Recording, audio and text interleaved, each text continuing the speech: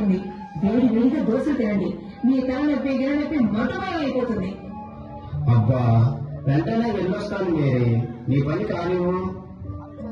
అమ్మా, నాన్నెక్కడికమ్మా హడావిడిగా వెళ్తున్నాడు? ఏం లేదన్నా, ఇంట్లో సరుకులు తేవడానికి వెళ్తున్నాడు.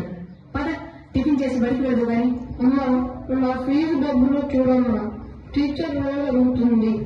క్రిస్మస్ పండుగ వెళ్ళగానే ఇద్దామే. పద నాన్న.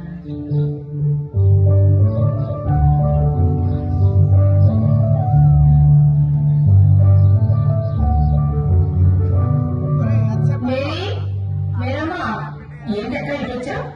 ఈ రోజు మా ఇంట్లో యేసు ప్రభు ప్రార్థన చేస్తున్నాం. కాస్త సాయంగా రారాదు? పాస్టర్లకు సంఘస్థులకు టిఫిన్ భోజనాలు ఏర్పాటు చేయాలి. కాస్త రారాదు?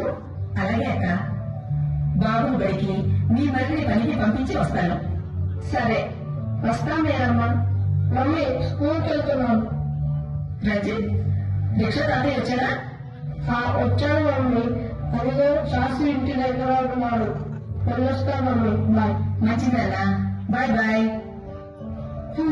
ఈయనగా ఎక్కువ వస్తారో ఏమో. మేరీ, మేరీ, ఆ, ఆ దోశలు పట్టుకురా, తిని పనికి వెళ్ళాలి.